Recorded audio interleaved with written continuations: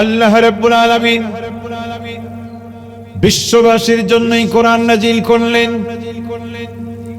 পথহারা মানুষগুলিকে পথের দিশা দেওয়ার জন্য, অন্ধকারে পড়ে থাকা মানুষগুলিকে আলোর রাস্তা দেখাবার জন্য। কারণ হলো এই পৃথিবীতে যত অন্যায় সংঘটিত হয়, চুরি ডাকাতি ছিনতাই রাহাজানি যেগুলি হয়, অন্ধকারে বেশি হয়। ঠিক কিনা বলেন? রাতের অন্ধকার মানুষের জন্য বড়ই ক্ষতিকর। এই জন্য আল্লাহ সূর্যের আলোর ব্যবস্থা করেন। আলো যেখানে থাকে চুরি ডাকাতি কম হয়, অন্ধকারের সুযোগ নিয়ে চুরি ডাকাতি বেশি হয়। যেই সমাজে আলো থাকে না, ইসলামের আলো, কোরআনের আলো যেখানে থাকে না, ওই সমাজের মানুষগুলিকে র্যাব, পুলিশ, সেনাবাহিনী, বিজেপি দিয়ে ভালো বানানো যায় না।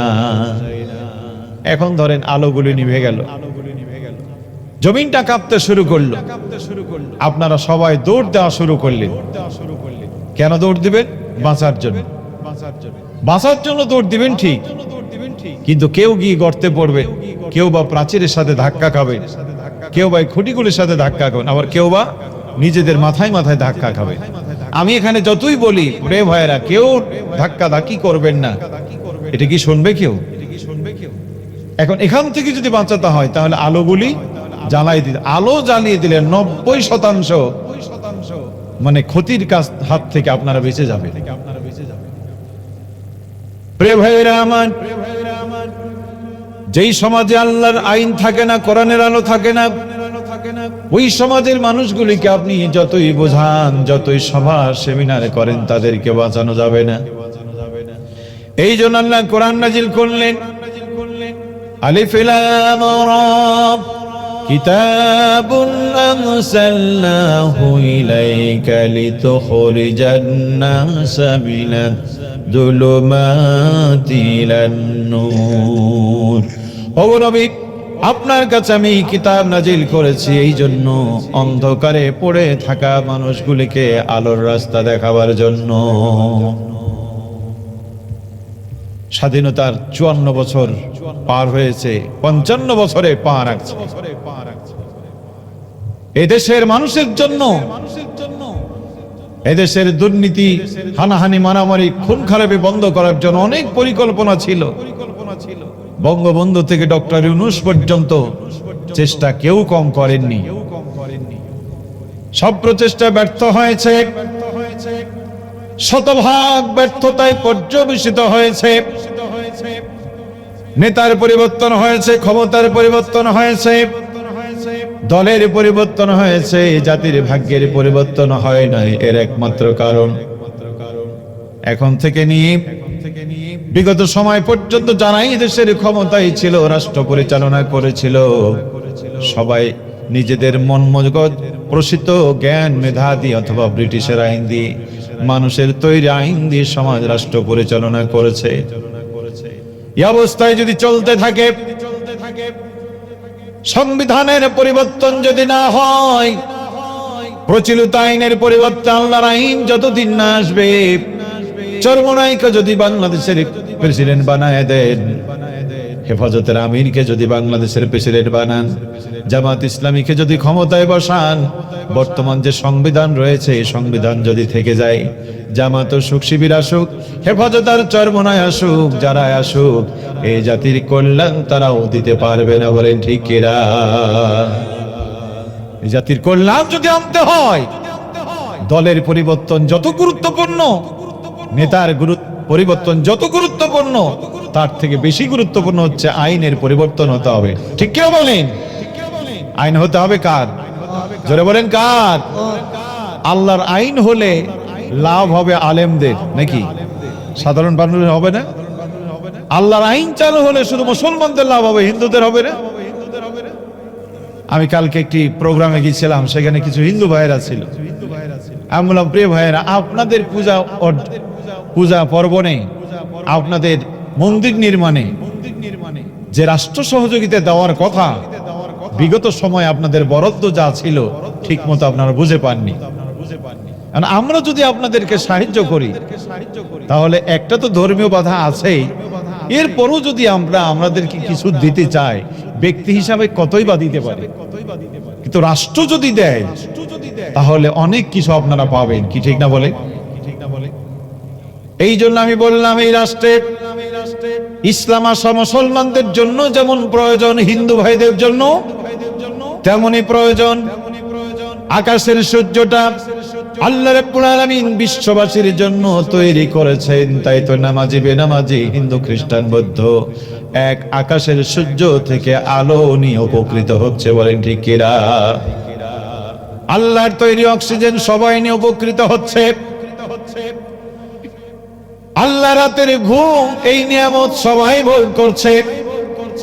অতএব বোঝা যায় আল্লাহ রাব্বুল আলামিনের আইন যদি সমাজে কায়েম হয়ে যায়, নামাজি বেনামাজি হিন্দু খ্রিস্টান বৌদ্ধ আওয়ামী লীগ বিএনপি জাসদ বাসদ চরমনায় আট্টসি যারাই আছে সকল মানুষের কল্যাণ হবে, বলেন ঠিক কিনা?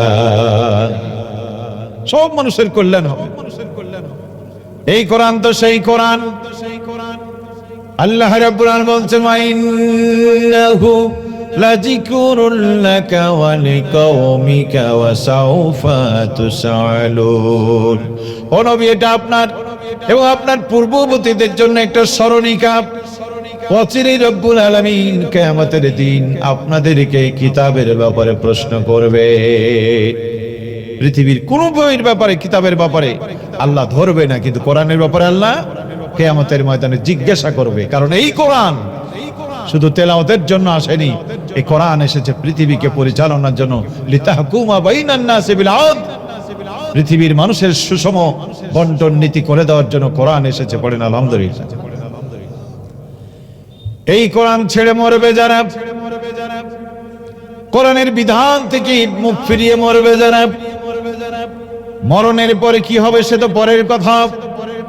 মরণ যখন হবে, আল্লাহর কোরআন বলছে, ফাকাইফা ইযা তাওয়াফাতুহুমুল মালাইকাতু ইয়াদরিবুনা উজুহাহুম ওয়া আদবারাহুম। কি হবে সেই দিন যখন ফেরেশতারা আসবে, পৃষ্ঠদেশে আঘাত করতে থাকবে আর গালের উপর চাপড়াতে চাপড়াতে তাদের মরণ হবে। মার্ডার কেসের আসামি পুলিশ তারে খুঁজে বেড়াচ্ছে, 6 মাস খুঁজে খুঁজে গদখালির বাজারে তাকে পেয়ে গেছে। বলেন তো দেখি, এখন মায়ের কি থানায় নিয়ে হবে না জায়গায় হবে? এই যে মায়ের শুরু হয়েছে, থানায় নিয়েই তো তার গলায় ফুলের মালা দিবে নাকি? প্রিয় ভাইয়েরা আমার, এই যে মায়ের শুরু হয়েছে, যত উপরে যাবে তার সাজা বাড়বে, সর্বোচ্চ সাজা ফাঁসিও হতে পারে, ঠিক কিনা বলেন? আল্লাহ রাব্বুল আলামিন বলেন, কোরআন ছেড়ে মরবে যারা, মরণের সময় ফেরেশতা আসবে, তাদের পৃষ্ঠদেশে আর তাদের গালে মুখে চাপড়াতে চাপড়াতে তাদের মরণ হবে। এর দ্বারা বোঝা যায় মরণের পরে লোকটা জাহান্নামে যাবে। পড়ে নাউযুবিল্লাহ। এই কোরআন ছেড়ে দিবে যারা, এই দুনিয়ায় কোরআনের ব্যাপারে অন্ধ যারা, আল্লাহ কিয়ামতের ময়দানে তাদেরকে অন্ধ বানাবে। নাউযুবিল্লাহ। কোরআন বলছে, মান কানা ফি হাজিহি আমা ওয়া ফিল আখিরাতি আমা। এই দুনিয়ায় যারা কোরআনের ব্যাপারে অন্ধ, আল্লাহ কিয়ামতের দিন তাদেরকে অন্ধ বানায় দিবেন। কোরআনের ব্যাপারে অন্ধ মানে এই কোরআনের নামাজের কথা আছে না, রোজার কথা আছে না নাই, হজের কথা আছে না নাই, যাকাত, দান সদকা, রাজনীতি। আপনারা বলেন আছে। অনেক মানুষ মনে করে কোরআনের রাজনীতি। আমি গত কয়েকদিন আগে জামালপুরে এক মাহফিলে গেলাম।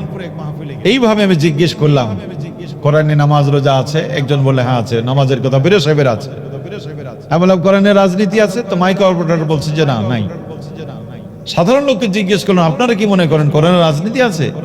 কেউ বলে আছে, কেউ বা নীরব থাকলো। সভাপতি ছিল কামিল মাদ্রাসা সাবেক প্রিন্সিপাল, ওনাকে বললাম, হুজুর আপনি বলেন কোরআনে কি রাজনীতি আছে? হুজুর বলল আছে।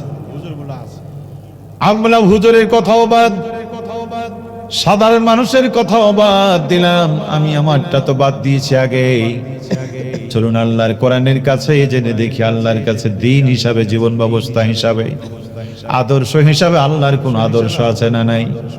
কোরআন বলছে ইন্নাদ দীনা ইনদাল্লাহিল ইসলাম ওয়া মান ইয়াবতাগি গায়রাল ইসলামি দীনান ফালা ইউকবালা মিনহু ওয়া হুয়া ফিল আখিরাতি মিনাল খাসিরিন। আল্লাহর কাছে মনোনীত কেবলমাত্র শুধুমাত্র একটাই দিন, তার নাম ইসলাম। এই ইসলামকে জীবন আদর্শ হিসেবে গ্রহণ করবে না যারা, তাদের নামাজ, রোজা, হজ, যাকাত আল্লাহর দরবারে কবুল হবে না। কিয়ামতের ময়দানে তারা হবে ক্ষতিগ্রস্ত, তার মানে জাহান্নামী। প্রিয় ভাইরা আমার, কোরআনের ব্যাপারে অন্ধ কেমন হয় মানুষ দেখেন। এই কোরআন থেকে নামাজটা খুঁজে পাই, রোজা খুঁজে পাই, হজ খুঁজে পাই, যাকাত খুঁজে পাই, কিন্তু কোরআনে যে অর্থনীতি দিয়েছে খুঁজে পাই না। কোরআনে যে সমাজনীতি আছে খুঁজে পাই না। কোরআন যে রাষ্ট্রনীতি আছে খুঁজে পাই না। কোরআনে যে রাজনীতি আছে, ইসলামের রাজনীতি আছে, তা খুঁজে পাই না। এমন মানুষ এই সমাজে আছে না নাই? কম না বেশি? বেশি। নামাজ পড়ে রাজনীতি অস্বীকার করে, রোজা রাখে কোরআনের রাজনীতি অস্বীকার করে, হজ করে যাকাত দেয় কোরআনের রাজনীতি অস্বীকার করে। রাজনীতি করে না এমন কথা নয়, রাজনীতি করে কিন্তু কোরআনের রাজনীতি করে না। ঠিক কিনা বলেন? প্রিয় ভাইরা, করে না তো করে না, কোরআনের রাজনীতিকে তারা স্বীকারও করে না। প্রিয় ভাই, এই তো ধর্ম, এমন এক ধর্ম। এই কোরআন হচ্ছে তিবিয়ান লিকুল শাই, এমন কোন বিষয় নাই যেখানে কোরআনে বর্ণনা। আপনারা বলেন তো দেখি, টয়লেটে গেলে ধর্ম মানা দরকার আছে না নাই? পানি পান করতে ধর্ম লাগে না লাগে না? স্ত্রীর কাছে গেলে ধর্ম লাগে। প্রিয় ভাইরা মায়েরা, ভালো করে শোনেন, হৃদয় দিয়ে বুঝবেন। এক গ্লাস পানি পান করতে ধর্ম লাগে। পানিটা বসে বসে পান করবেন, পানিটা দেখে দেখে পান করবেন, 3 নিঃশ্বাসের সাথে পানি পান করবেন, এটা ধর্মের কথা। টয়লেটে যাবেন বাম পা দিয়ে, আসবেন তখন ডান পা দিয়ে বেরিয়ে আসবেন। মসজিদে যাবেন যখন ডান পা দিয়ে প্রবেশ করবেন, বেরিয়ে আসবেন বাম পা দিয়া। প্রিয় ভাইরা, নিজ স্ত্রীর কাছে বলে ধর্ম মানতে হয়, নামাজও ধর্ম মানা লাগে। যেই নামাজে ধর্ম মানে না ওই নামাজ নামাজ নয়।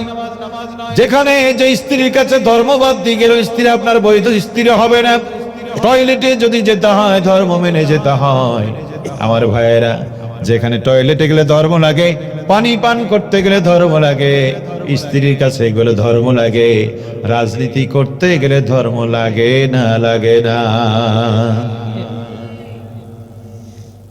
বরং রাজনীতি, ধর্মপন্থী যে রাজনীতি, ওটা মানুষের কল্যাণে নয়, ওটা মানব জাতির ধ্বংসের রাজনীতি। ঠিক কেমন?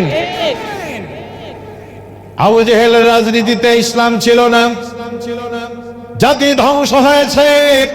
ফেরাউনের রাজনীতিতে ওহির রাজনীতি ছিল না, নমরুদের রাজনীতিতে ওহির রাজনীতি, ইসলামের রাজনীতি ছিল না, জাতি ধ্বংস হয়েছে।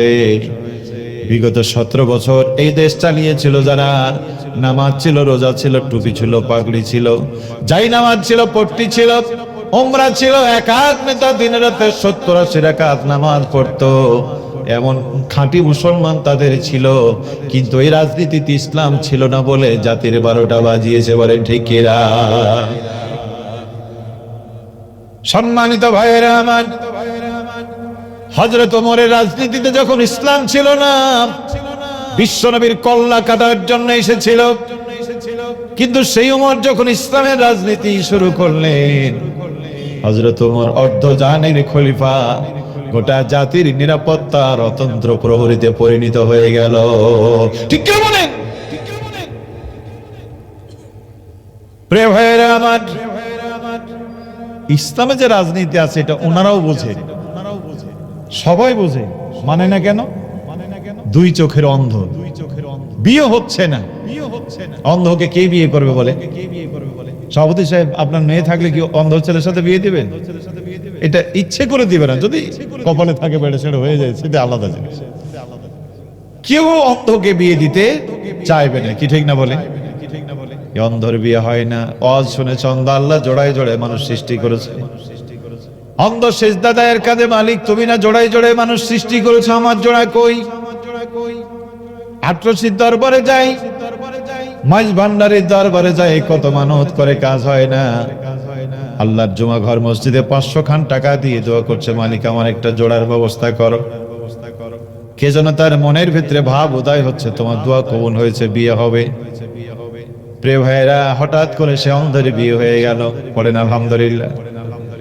10 বছর সংসার চলছে। 10 বছর পরে এলাকায় মাইকিন হচ্ছে, সুখবর সুখবর সুখবর। গদখালি হিলফুল ফজল যুব সংগঠন ও প্রবাসী সংগঠনের উদ্যোগে ঢাকা থেকে একদল ডাক্তার আনা হবে, যারা গরিব মানুষ চিকিৎসা করাতে পারে না, অন্ধ রোগীদের বিনা পয়সায় চিকিৎসা করা হবে। এখন স্বামী তার স্ত্রীকে ডেকে বলছে, বেগম দেখতেছো আমাদের ছেলেরা আমাদের মতো গরিবের কথা ভেবে ঢাকা থেকে ডাক্তার নিয়ে আসছে, একটু নামটা লিখায় আসো না। স্ত্রী বলছে, তোমার মাথা নষ্ট হয়ে গেছে, এই মিয়া এত চোখের জন্য ব্যস্ত হচ্ছ কেন? তোমার চোখ ছিল না, কেউ বিয়ে করছিল না। আরে মেয়ে, আমি তো তোমাকে বিয়ে করেছি, আর কি তোমার চোখের দরকার? এই লোকের কি আর চোখের দরকার আছে? বলে নাই? চোখের দরকার আছে না নাই? চোখ হলে স্বামী কর্মঠর হবে, আইন কাম করবে, হ্যাঁ, তারে সমুদ্র সৈকত ঘুরতে নিয়ে যাবে, সুন্দরবনে নিয়ে যাবে। এখন স্ত্রী হয়ে তো স্বামীর চোখ ভালো হওয়া, এটা তো তার কামনা হওয়া উচিত ছিল, তো চাচ্ছে না কেন? কোনো কারণ আছে না নাই? অবশ্যই কারণটা অন্য কিছু না। কাক কালো কোকিল কালো, আমার এই যে মোবাইলের স্ক্রিনটা দেখছে না, এটা যেমন কালো, এর থেকেও ছিল ওই মেয়েটা আরো বেশি কালো।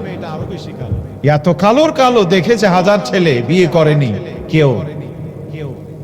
ওই মহিলা চিন্তা করলো, সর্বনাশ, কত মানুষ দেখে গেল, বিয়ে করলো না, চোখ ছিল না বলে সে আমার বিয়ে করেছে। এখন ডাক্তারের কাছে গিয়ে যদি চোখ ভালো হয়, আর ওই চোখ দিয়ে যদি আমার মতো কালো মেয়েকে দেখে, তো জায়গায় তো ডজন খানেক তালাক দিতে পারে।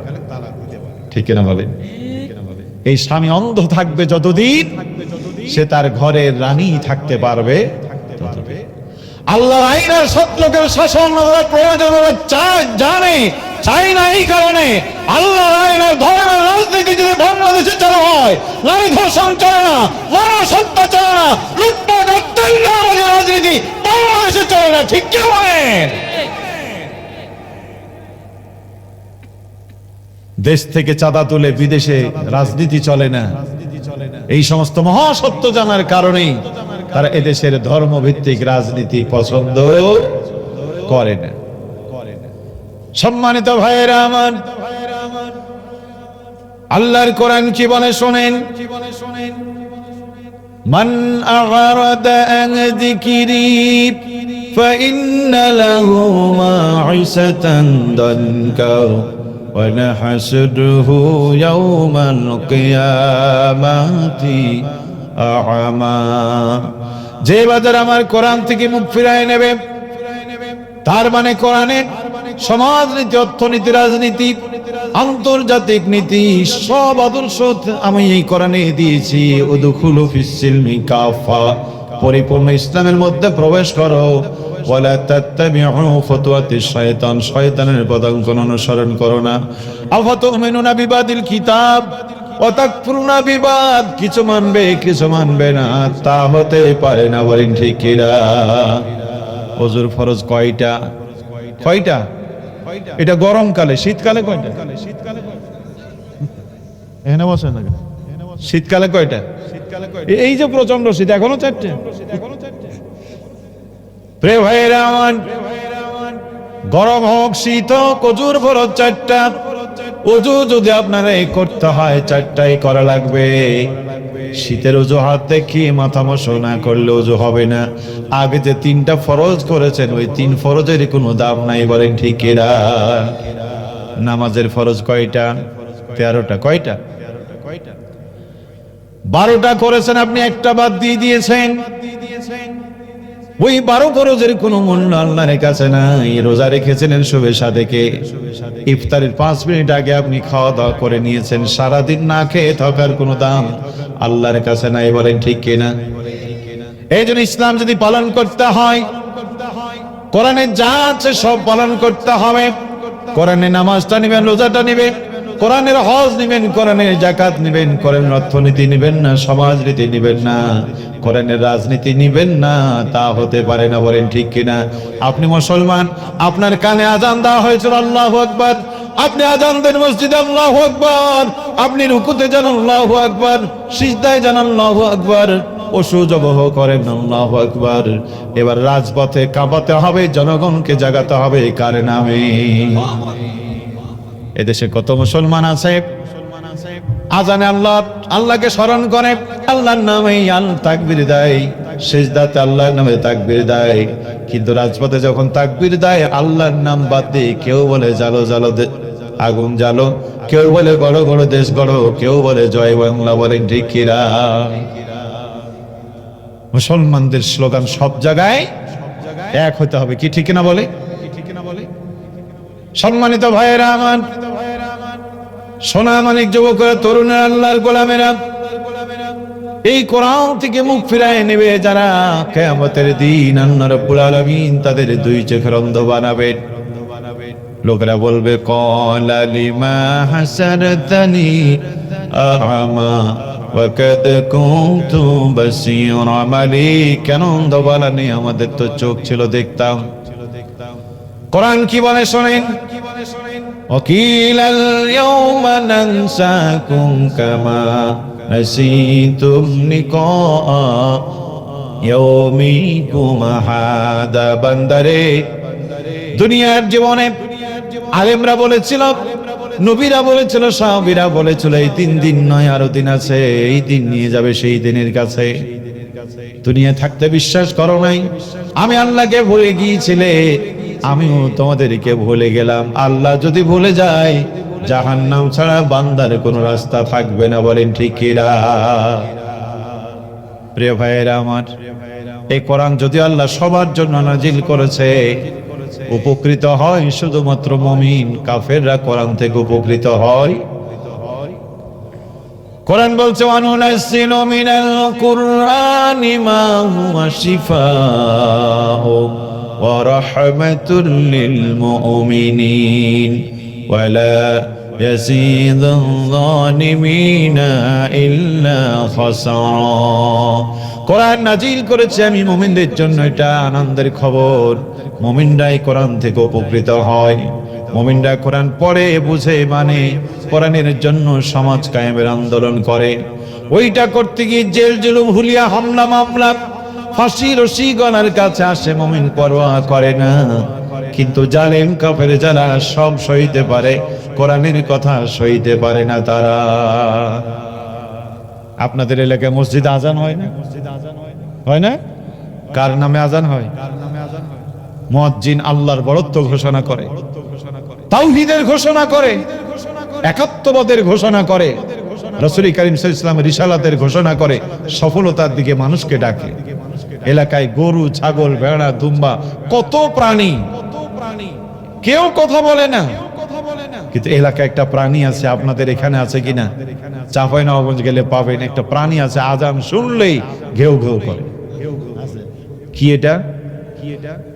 আছে না নাই? কোথায় কুকুর আছে নাই এটা খোঁজার দরকার নাই, আপনি আজান দেন, কুকুর বলবে যে আমি আছি। জোহর, আসর, মাগরিব, ইশা সবটা দিয়ে আছে। ফজরে আজানে মনে করলাম যে এখন তো সব ঘুমিয়ে, এখন বোধহয় কুকুর আর প্রতিবাদ করবে না। ফজরে আজান শুরু হলো, দিনের বেলায় চিৎকার যেহেতু 3টা, এখন চিৎকার দেয় 10টা। কি ঠিক না বলে? প্রিয় ভাইরা, আল্লাহর কথা শুনে কুকুর যেমন ঘেউ ঘেউ করে, সমাজে এক শ্রেণীর মানুষ ছিল, আছে, আল্লাহর আইন আর সৎ লোকের কথা শুনলেও তারাও ঘেউ ঘেউ করে উঠে। ঠিক কি বলেন? আজকের মাহফিল থেকে আমরা দায়িত্বহীন কণ্ঠে বলতে চাই, আল্লাহর কথা শুনে ঘেউ ঘেউ করা এটা মানুষের অভ্যাস নয়, এটা কুকুরের অভ্যাস। আল্লাহর আইন আর সৎ লোকের শাসন শুনে ঘেউ ঘেউ করে যারা, এ মানুষের জাত না। ঠিক কি বলেন? আপনারা বলতে পারেন হুজুর এর পক্ষে কি কোনো দলিল টলিল আছে নাকি শুধু চিৎকার? কোরআনে মাহফিল, কোরআন বাদ দিয়ে কি বলেন আপনারা? কোরআন থেকে বলতে পারেন না? কোরআন থেকে শোনেন কোরআন কি বলে। ওয়ালাকাদ জারানা লিজাহান্নামা কাসীরাম মিনাল জিন্নি ওয়াল ইনসি লাহুম কুলুবুল লা ইয়াফকাহুনা বিহা ওয়ালাহুম আ'য়ুনুন লা সিরুনা বিহা ওয়া লাহুম আযানুন লা ইয়াসমাউনা বিহা উলাইকা কাল আনআম বাল হুম আদাল। আল্লাহর কোরআন বলছে নবী বিপদগামী জাহান্নামী মানুষের ভিতর থেকে ওই মানুষগুলি বুঝবা কি করে? আল্লাহ তাআলা বলছেন নবী অন্তর দিয়েছি দুনিয়ার সব বুঝে বুঝে না কোরআন।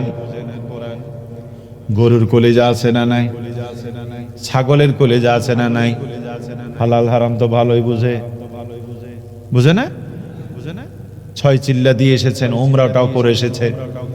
ছাগলকে বললেন দেখ আমার মান সম্মান আর নষ্ট করিস না, খবরদার অন্যের খেতে যাবি না, পরের গাছ কাটবি না।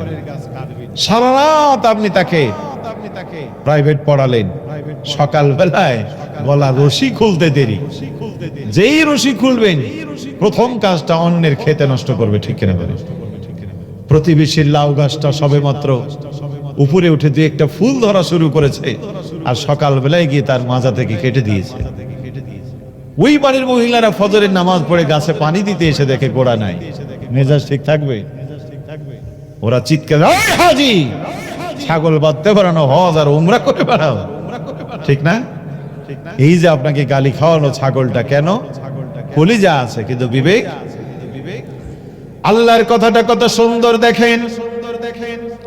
আল্লাহ রাব্বুল আলামিন বলেন ওই গরু আর ছাগলের কলিজা আছে, বিবেক না থাকার ফলে ভালো মন্দ বোঝে না। যে মানুষের কলিজা আছে বিবেক নাই, ওই মানুষ আর গরুর ভিতরে কোনো পার্থক্য নাই। সন্ত্রাস দমনে তারা যৌথ বাহিনী তৈরি করেছে, মাদক নিয়ন্ত্রণ অধিদপ্তর কায়েম করেছে, দুর্নীতি দমন কমিশন প্রতিষ্ঠিত করেছে, র‍্যাব পুলিশ সেনাবাহিনী যৌথ বাহিনী তৈরি করেছে। 54 বছর কাটিয়ে দিয়েছে, হানাহানি মারামারি কাটাকাটি থামাতে পারলো না। উসমান হাদির মতো ছেলেটার জীবনের নিরাপত্তা দিতে পারলো না, ঠিক কিনা বলে? কোন রাজনৈতিক দল যখন এইখানে নাই, সেনা সমর্থিত ইউনূসের সরকার যেখানে রাষ্ট্র পরিচালনা করে, ওসমান হাদি শুধুমাত্র ইনসাফ শব্দটা ব্যবহার করেছিল।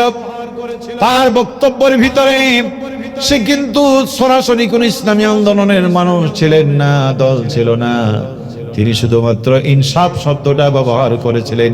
ইনসাফপূর্ণ বাংলা তিনি কায়েম করবেন।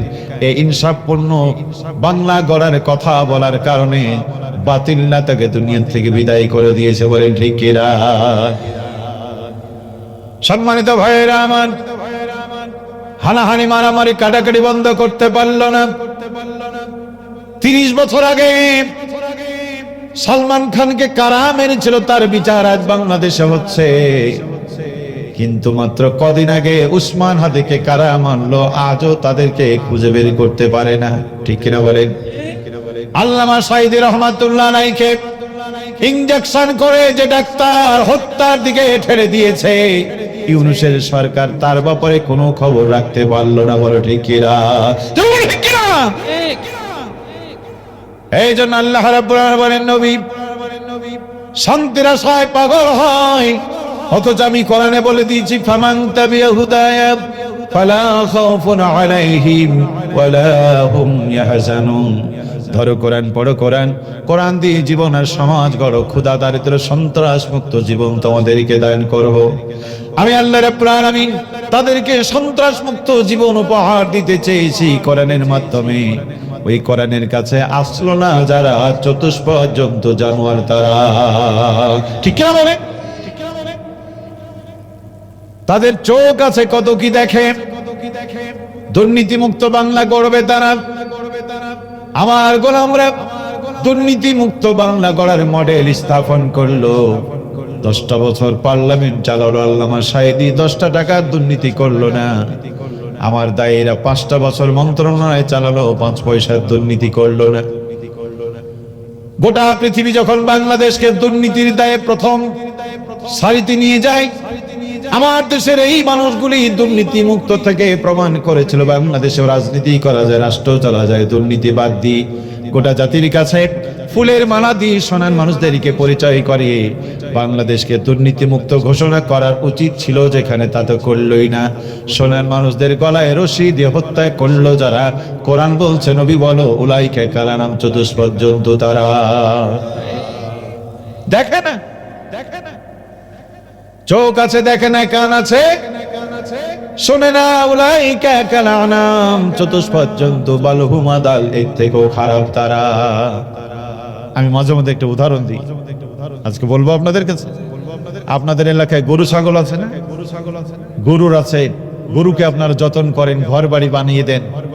গরুরে ঠান্ডা লাগবে বলে ঘরটা ঘেরে রাখেন, মশা লাগবে বলে কয়েল জ্বালান। এরপরও গরু চুরি হয় না মাঝে মধ্যে? গরুর আছে বড় বড় চোর, চোর যে আসে গরু দেখে না? বাংলাদেশে কত ঘটনায় ঘটলো, কিন্তু গরু কোনোদিন হাম্মা হাম্মা করে বললো যে মালিক তোমার ঘরে চোর ঢুকেছে, আমি নিজের চোখে দেখেছি, বলে কোনোদিন? গরুর আছে লম্বা লম্বা কান, চোর যে বেড়া ভেঙে আসে, প্রাচীর ভেঙে আসে, ও শোনে না? শুনে, কিন্তু 44 বছরে 54 বছরে গরু কোনোদিন বললো না যে মালিক তোমার ঘরে চোর ঢুকছে, আমার কানে আওয়াজ আসছে। আল্লাহর কথাটা কত সুন্দর। ওই গরুর চোখ আছে, কান আছে, দেখবে, শুনবে, প্রতিবাদ করবে না। সমাজের অন্যায় দেখেও কথা বলে না যারা, কান থেকে শুনে অন্যায় কথা প্রতিবাদ করে না যারা। কোরআন বলছে, ও নবী, উলাইকা কালানামের আলো চতুষ্পদ জন্তু বালহুম আদালের থেকেও খারাপ। খারাপ কেন? এলাকায় কুকুর আছে না নাই? কুকুরের জন্য আপনারা ঘর বাড়ি বানান, মশারি আছে, অসুস্থ হলে মেডিকেলে নিয়ে যান। কুকুরের জন্য শুধু মোগল, মোগল না কি বলেন আপনারা? লাঠি। এই কুকুরের জন্য কেউ ঘর বাড়ি বানায় না, অথচ কুকুর সারাদিন এখানে সেখানে থাকে। রাত যখন লাগে কুকুর মালিকের বাড়ির সামনে এসে কানটা পেতে ঘুমায়। আপনি আজকে রাত্রে গিয়ে দেখবেন কুকুরটা আপনার বাড়ির সামনে ঘুমায় আছে। রাত তখন বাজে 3টা, বাড়ির সীমানার ভিতরে আনাগুনা পাওয়া যায়, মানুষের ফিসফিসানি শব্দ পাওয়া যায়, পায়ের শব্দ পাওয়া যায়। কুকুর আর ঘুমিয়ে থাকে না, কুকুর মাথা তুলে দাঁড়ায়, লেজটা নাড়ায় ঠিক করে কোন দিকে আওয়াজ, মনে হয় বাড়ির পিছন দিকে। কুকুর আস্তে আস্তে করে সেই দিকে এগিয়ে যায়, দেখে 3জন লোক দাঁড়ানো, পায়ে স্যান্ডেল নাই, মুখটা বড় মাছ দিয়ে ঢাকা, গরমের দিন, হাতে ছোট্ট ছোট্ট আলো এবং ছোট ছোট অস্ত্র দেখায়। কুকুরের মনের মধ্যে প্রশ্ন, কি ব্যাপার? এরা যদি বাড়ির মেহমান হয়, পায়ে স্যান্ডেল নাই কেন, হাতে অস্ত্র কেন, মুখটা ঢাকা কেন? হাজার প্রশ্ন মনে জাগে। কুকুর তার ভাষাতে জিজ্ঞেস, কে তুমি? ওরা কথা বলে না, কারণ ওরা কি চোর। ওরা কি বলে? বন্ধু, বাতিল যত শক্তিশালী হোক, হক যদি সামনে দাঁড়িয়ে যায়, বাতিল কথা বলতে পারে না। ঠিক কিনা বলে? 17 বছরের ফ্যাসিস্ট হাজার অত্যাচার করেছে, আবু সাইদের দলেরা যখন হিম্মত আর সাহস নিয়ে দাঁড়িয়েছে, 17 বছরের স্বৈরাচারকে লেজ গুটিয়ে মামু বাড়ি পালিয়ে যেতে হয়েছে। বলেন ঠিক কিনা? বাতিল যতই শক্তিশালী হোক, হকের সামনে বাতিল কখনো দাঁড়াতে পারেনি। আগামী দিনেও কারণ হকের সাথে কে থাকে? কে থাকে? প্রিয় ভাইরা, কথা বলে না। কুকুরের প্রশ্ন জাগি, কথা বলে না। কে কে কে কে কে তুমি কোত্থেকে এসেছো, কেন এসেছো বলো? কোনো জবাব দেয় না। কুকুর তখন মালিককে ইশারা করে, মালিক দেখো তো কে এসেছে। মালিক উঠে যদি দরজা খুলে রিসিভ করে, কুকুরের আওয়াজ বন্ধ হয়ে যায়। আর যদি মালিক দরজা বন্ধ করে ঘরে চলে যায়, কুকুরের বুঝতে বাকি থাকে না এইগুলি কুকুর মালিকের আত্মীয় নয়, এরা চোর ডাকাত। কুকুর তার ভাষা দিয়ে বলে, মালিক তোমার বাড়িতে থেকেছি, তোমার বাড়িতে ঘুমিয়েছি, চৈত্র বৈশাখের রৌদ্রে বারান্দায় আশ্রয় নিয়েছি, আষাঢ় শ্রাবণে তোমার বাড়ির বারান্দায় বৃষ্টির পানি থেকে আমি বেঁচেছি। এখন ঘুমিয়ে যাও, কি আন্দোলন করা লাগে বাবু? এই চোর আর ডাকাতকে তোমার সীমানা থেকে বের করবো না যতক্ষণ আন্দোলন থামবে না ততক্ষণ। তাই তো কুকুর ঘেউ ঘেউ করে, পাড়ার আরো 5টা কুকুর একত্রিত করে এমন ঘেউ ঘেউ করে। ওই কুকুর, ওই চোর ডাকাত সীমানা থেকে যায় না যতক্ষণ, কুকুরের আন্দোলন থামে না ততক্ষণ। আল্লাহ তাআলা বলছেন, এই গোলাম, তোর বাড়ির সামান্য খেয়ে দে, কুকুরটা সারা রাত তোর সীমানা পহরা দিল, আম দিলাম, জাম দিলাম, লিচু দিলাম, বঙ্গোপসাগরের মাছ খাওয়ালাম, আর সুন্দরবনের মধুক্তরে খাওয়ালাম, হাজারো নিয়ামত দিলাম, জমিন আমার, আইন চলবে আমার। অথচ 54 বছর ধরে আমার জমিনের জালিমরা শাসন করে, চোখ থেকে দেখে, কান থেকে শুনে প্রতিবাদ করে না যারা, কুকুরের থেকেও খারাপ তারা। উলাইকা কানা মালহুমাদান, এটা চতুষ্পদ জন্তু এর থেকেও। সম্মানিত ভাইয়েরা আমার, সোনামণি যুবকরা, তরুণেরা, আল্লাহর গোলামেরা, সব থেকে বড় কথা হলো আপনি যদি কোরআনের রাজনীতি বাদ দিয়ে দেন, বিশ্বনবী আপনার বিরুদ্ধে মামলা দেবে। কি মজার কথা, আজকে কোরআনের রাজনীতি করতে গেলে কাফেররা মামলা দেয় মুসলমানের উপরে, আর কোরআনের রাজনীতি বাদ দিয়েছে যারা, রাসূলুল্লাহ মামলা দেবে আল্লাহর আদালতের। বলেন ঠিক কি না? কোথায় আছে এটা? সূরা ফুরকান পড়লে পাবেন। وقال الرسول يا ربي إن قوم اتخذوا هذا القرآن محجورا। মালিক, আমি চলে আসার পরে এই লোকগুলি তোমার কিতাবকে পরিত্যক্ত কিতাব বানিয়ে দিয়েছে, ব্যবসা করেছে, কোরআন লাই নাই। তারা বিচার করেছে কোরআন বাদ দিয়ে, সমাজ চালিয়েছে কোরআন বাদ দিয়ে, অর্থনীতি পরিচালনা করেছে কোরআন বাদ দিয়ে, আন্তর্জাতিক লেনদেন করেছে কোরআন বাদ দিয়ে, রাজনীতি করেছে কোরআন বাদ দিয়ে, তোমার কোরআনের সংবিধান বাদ দিয়ে নিজের সংবিধান তৈরি করে দেশ রাষ্ট্র চালিয়েছে। নবী যদি বাদী হয় আর ওই বাদীর মামলার আসামি যদি আপনি আমি হই, জাহান্নাম ছাড়ার কোনো রাস্তা খোলা থাকবে না। বলেন ঠিক কি না? হুঁশিয়ার, সাবধান, নবীর মামলার আসামি হবেন না। সম্মানিত ভাইয়েরা আমার, সোনামণি যুবকরা, তরুণেরা, আল্লাহর গোলামেরা, মরতে আমাদের হবে, হবে না, হবে না। এই জন্য আল্লাহ পাক বলছেন, ইয়া আইয়ুহাল্লাযীনা আমানুত্তাকুল্লাহা ওয়া কুনু মা'আস সাদিকিন। ঈমানদারেরা, আল্লাহকে ভয় করো, সত্যবাদীদের সাথী হও। ভয় করতে হবে কাকে? সাথী হতে হবে কার? কি হবে তাহলে? আল্লাহকে ভয় করে যারা, ওয়া ইন তাসবিরু ওয়া তাত্তাকু লা ইয়াদুরকুম কাইদুহুম শাইআ। আল্লাহ পাক বলছেন, আমাকে ভয় করে ধৈর্য ধারণ করবে যারা, তাদের বিরুদ্ধে যত ষড়যন্ত্র হবে আমি আল্লাহ ষড়যন্ত্রকারীদের ষড়যন্ত্র নস্যাৎ করে দেব। আল্লাহ একদিকে ষড়যন্ত্রকারীদের ষড়যন্ত্র ধ্বংস করে দেওয়ার আওতা নিয়েছেন, অন্যদিকে কোরআন অস্বীকার করবে যারা, তাদেরকে ধ্বংসের ঘোষণা দিয়েছেন। ফাকুলনা যাহাবা ইলাল কওমিল্লাযীনা কাযযাবু বিআয়াতিনা ফাদাম্মারনাহু তাদবীরা। যাও এই জাতির কাছে, ছিল তাদের ক্ষমতা, যুগে যুগে কালে কালে মারা, এত স্বীকার করার কারণে আমি আল্লাহ তাদের ধ্বংস করে দিয়েছি। নমরুদ ধ্বংস হয়ে গেছে সেদিন।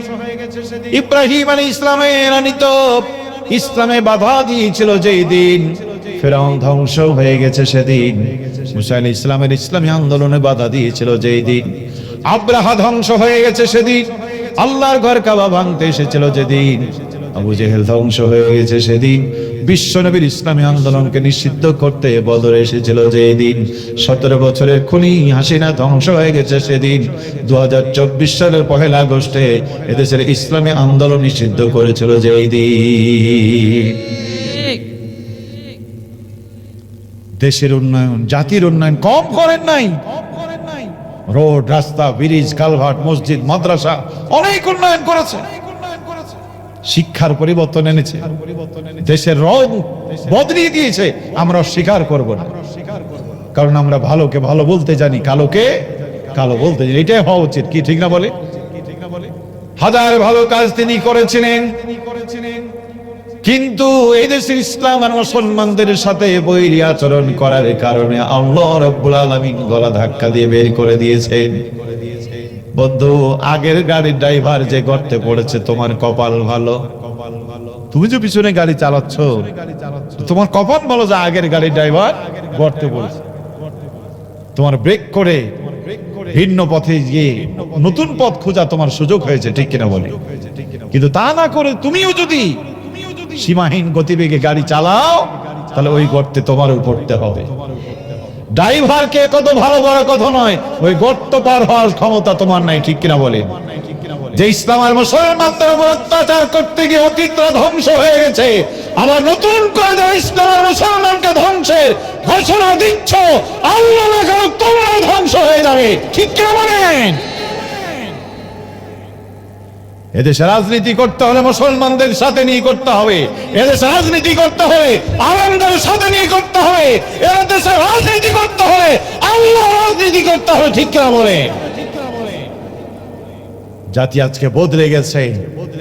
এই জাতি সব তন্ত্র মন্ত্র বাদ দিয়ে আজকে গোটা জাতি বুঝতে শিখেছে, শান্তি যদি দিতে পারেন আল্লাহ দিতে পারেন, বিপদ যখন পড়ে মানুষ তখন কারে ডাকে?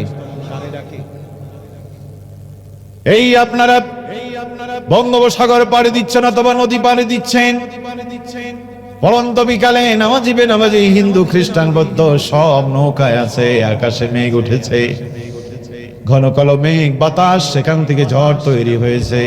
বলেন তো দেখি এখন সবার মুখে কার নাম? বেনামাজির মুখে কার নাম? হিন্দু দাদাকে জিজ্ঞেস করেন, দাদা আপনি কারে ডাকেন? সেও বলবে আল্লাহ। জিজ্ঞেস করেন, দাদা আপনি আল্লাহর কথা কেন বলেন? সেও বলবে ভাই যে যেখানে করি না কেন, আসল কথা আল্লাহ ছাড়া বিপদে বাঁচাবার কেউ নাই। মানুষ জানে বিপদ থেকে বাঁচাতে শুধু আল্লাহ পারে। আজকে গোটা জাতি বিপদে পড়েছে প্রিয় ভাইয়েরা। উসমান হাদির মতো মানুষের নিরাপত্তা যদি না থাকে, তাহলে এই দেশে কার নিরাপত্তা হবে? এই জন্য জাতি আজকে ইসলামকে খুঁজতেছে। আজকে জাতি বুঝতে পেরেছে শান্তি যদি দিতে পারে ইসলাম দিতে পারে। তাই তো হিন্দু ভাইরা পর্যন্ত ইসলামের ছায়া তারা খুঁজতেছে, বলে ঠিক কিনা? বুঝছে না? সম্মানিত ভাইয়েরা আমার,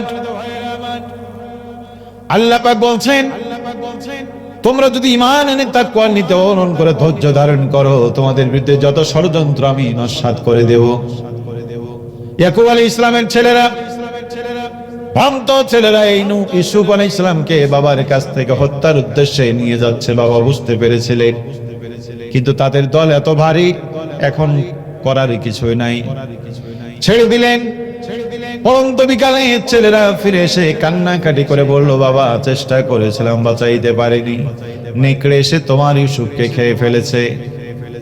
হযরত ইয়াকুব আলাইহিস সালাম বুঝতে পেরেছিলেন জঙ্গলের চার পা নেকড়ে নয়, আমার সামনে দাঁড়ানো দুই পায়ের উপরে ভর করে নেকড়েরা আমার সন্তানকে ক্ষতি করেছে। কিন্তু ধৈর্য ধারণ করলেন রব্বুল আলামিন। ধৈর্যের বিনিময়ে ইউসুফ আলাইহিস সালামকে বাবার কাছে ফিরিয়ে দিলেন। সেদিন মিশরের প্রেসিডেন্ট ইউসুফ আলাইহিস সালাম যেদিন, আর অন্যদিকে ষড়যন্ত্রকারীদেরকে আল্লাহ দুর্ভিক্ষের কবলে ফেলে ভিক্ষার ঝুলি নিয়ে রাস্তা রাস্তায় নামিয়েছিলেন। ইব্রাহিম আলাইহিস সালামকে আগুনে ফেলল নমরুদ, আগুন পোড়াতে পারল না। নমরুদ চিন্তা করলো, বুঝতে পেরেছি ইব্রাহিমের মালিক আছে, তারে বাঁচাই নিল, অতএব আগে তার মালিককে মারবো, তারপরে তারে ধরবো। বদমাশ হলে কত বদমাশ হয়, আল্লাহরে মারবে। যার মরণ নাই তারে কি মারা যায় বেটা? আল্লাহকে মারার জন্য সে শকুন পালন করে, তখন তার রকেট নাই, বিমান নাই, উপরে যাবে কি করে? বড় বড় শকুন পালনকে পালকি তৈরি করে যাচ্ছে উপরে। আল্লাহ পাক বলছে, জিব্রাইল পাগলের খেলা দেখো, আমারে মারতে চাই, তীরটা ধরো, একটু রক্ত মাখায় দাও। নমরুদ যাতে মনে করে আমি আল্লাহর নাই, এবার আছে না নাই, দুনিয়ায় গেলে খেলা হবে। চাচা ওবায়দুল কাদের শুধু খেলার ঘোষণা দিল, খেলা যখন শুরু হলো চাচা বাংলা ছেড়ে আগে পালায় গেল, বলেন ঠিক কিনা? এজন্য আজান দিয়ে মুয়াজ্জিন নাই, ঠিক না? আজান দিয়ে মুয়াজ্জিন নাই, রেফারি ফু দিয়ে রেফারি, শুধুই বলেন খেলা হবে খেলা হবে। জাতি যখন খেলার জন্য নামলো, চাচা তখন উড়াল। আল্লাহ রাব্বুল আলামিন বলেন যাও খেলা হবে। আল্লাহ পাক বলেন, ও ইব্রাহিম, সীমা অতিক্রম করেছে, নমরুদের দিন শেষ হয়ে গেছে, এখন তারে মারার জন্য আকাশ থেকে ফেরেশতা পাঠালে। বাহিনী পাঠালে নমরুদ মনে করবে আমার কিছু ক্ষমতা আছে। এই জন্য নমরুদকে মারার জন্য কোনো ফেরেশতা না, কোনো পাহাড় চাপা না, আল্লাহ একটা ল্যাংড়া মশা পাঠালেন যার উপরে প্রতিবন্ধী কার ছিল। ল্যাংড়া মশা না, সেই মশা এসে নাকে ঢুকেছে, ভিতরে কি কামড় শুরু করেছে। মাথায় যখন একটু আঘাত করে তখন ভালো লাগে, আঘাত না করলে ওই মাছিতে কামড় শুরু করে, কারণ ওটা তো আল্লাহর সৈনিক। ঠিক কিনা বলেন? ইতিহাস আপনারা জানেন, কোনো কিছুতেই ভালো লাগে না, শেষ পর্যন্ত জুতা মানলে একটু ভালো লাগে। যে আল্লাহ রাব্বুল আলামিন সম্মানের আসনে আসন করেছিলেন, আল্লাহকে অস্বীকার করার কারণে আল্লাহ পায়ের জুতা এবারে পিঠে তুলে দিয়েছে। বাংলাদেশে দেখেননি কত বিশাল নেতা হুঙ্কার দিতে এসে সাধারণ পাবলিক জুতা মেরে তাদেরকে তাড়িয়ে দিয়েছে। ঠিক কিনা? কিন্তু এই রাজনীতির এতই সাপ, ঝেড়ে ফেলে দিয়ে বলে এগুলো হতেই পারে। রে ভাই, জুতা শুধু পায়ে মানায়, পিঠে এ বাবাই দামি জুতা পায়ে দিলে, দামি জুতা পায়ে দিলে মানুষের বাড়ে যে মান, পায়ে জুতা পরলে সম্মান, গায়ে পড়লে অপমান। ঠিক কিনা বলেন? স্যান্ডেল জুতা যতই দামি মাথার ওপর উঠে না, কখনো যদি মাথায় উঠে সম্মান তাতে থাকে না। ধনী গরিব যেই বাজে হোক, ধনী গরিব যেই বাজে হোক, গায়ে পড়লে যায় তার মান, পায়ে জুতা পরলে সম্মান, গায়ে পড়লে অপমান। রাজা বাদশা যেই বাজে হোক, সবাই তো আল্লাহর দান, ঈমান আমার নয়া নিলে ঠিকানা তার জাহান্নাম। এমপি মন্ত্রী যেই বাজে হও, সবাই তো আল্লাহর দান, আলেম ওলামাকে কষ্ট দিলে ঠিকানা তার জাহান্নাম। আখিরাতে নাজাত পেতে, কিয়ামতে নাজাত পেতে, বাঁচাও যে তোমার ঈমান, পায়ে জুতা পরলে সম্মান, গায়ে পড়লে অপমান। জোরে জোরে বলো ঠিক কিনা? ইব্রাহিম আলাইহিস সালামের ধৈর্যের পরে নমরুদকে ধ্বংস করে ইব্রাহিমের দিন বিজয় করেছে। মুসা আলাইহিস সালামের ধৈর্যের পরে ফিরআউনকে ধ্বংস করে আল্লাহ মুসাকে বিজয় করে দিয়েছে। পহেলা আগস্ট 2024 সাল এদেশে যখন ইসলাম নিষিদ্ধ হলো, নেতা কর্মীরা বিদ্রোহের আগুনে ফেটে পড়লেন না, চোখের পানি দিয়ে মালিককে ডাকলেন, মালিক 3 দিকে ভারত, একদিকে বঙ্গোপসাগর, যাব কোথায়? ও মালিক, তুমি যদি সাহায্য না করো এই জমিনে আমরা কথা বলতে পারবো না, তোমার নামের তাকবীর দিতে পারবো না। তিনের দায়ীরা যখন সিজদায় পড়ে চোখের পানি ফেললে, আর সে আজিমের মালিক জালেমদেরকে তাড়ায়া এই দেশে দিনের কাজ করার সুযোগ করে দিয়েছেন। বলেন আলহামদুলিল্লাহ। আল্লাহ পাক বলছেন, ইমানদারেরা আল্লাহকে ভয় করো, সত্যবাদীদের সাথে হও। এই সমাজে অনেক মানুষ আছে, ম্যাক্সিমাম মানুষ নিজে ভালো, নিজে। আপনারা যারা এখানে আছেন, আমি বিশ্বাস করি আপনারা সবাই ভালো মানুষ, নামাজ পড়েন, রোজা রাখেন, হজ করেন, যাকাত দেন, নিজেরা মদ পান করেন না, নিজেরা বউ বাচ্চা পর্দায় থাকুক চান। কিন্তু অধিকাংশ মানুষ আছে নিজে ভালো, কিন্তু ভালো মানুষের সাথে থাকতে চাই। 3 চিল্লা দিয়ে বাড়ি আসছে মুরব্বী, সেদিন ছিল চাঁদনি রাত, ঘড়ির কাঁটায় বাজে রাত 1টা, এরকম ঠান্ডা পৌষ মাসের রাত। ইশারে নামাজ পড়ে খাওয়া দাওয়া করে কিছুক্ষণ বিশ্রাম নিয়ে তাহাজ্জুদের নামাজ পড়তে যাবে। ঘর থেকে বেরিয়ে দেখে পাশে এক ডাবের গাছ, পাড়ার এক যুবক ডাবের গাছ ওঠার খুব চেষ্টা করছে, কপাল ঘেমে ঘাম বের হচ্ছে। মুরব্বী মানুষ, সাদা দিলের মানুষ, নরম দিলের মানুষ, মায়া লাগলো। জিজ্ঞেস করলে, বাবা কতক্ষণ ধরে চেষ্টা করছে? বলে ঘন্টা খানি। তাই নাকি? উঠতে পারো না? বলে না। কোনো সাহায্য লাগবে? ছেলে বলল, যদি একটু ধাক্কা দিতে। আচ্ছা বলেন তো, এই গাছ কি তার বাপের গাছ? আপনারা কি করে বুঝলেন? রাত্রিবেলা এসেছে, তাই না?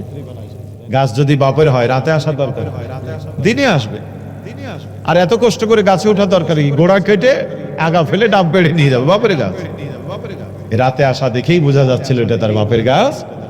প্রিয় ভাইরা, এই জন্য বলছিলাম আস্তে করে ধাক্কা দিয়েছে, ছেলে এখন গাছে উঠে ডাব বেড়ে আনন্দে খেয়ে দিয়ে ঘুমাচ্ছে। আর এই হুজুর মসজিদ গিয়ে তাহাজ্জুদ নামাজ পড়ে সেজদা দিয়ে কান্নাকাটি করে যায় নামাজ ভিজিয়ে ফজর পড়ে তারপরে বাড়িতে গেছে।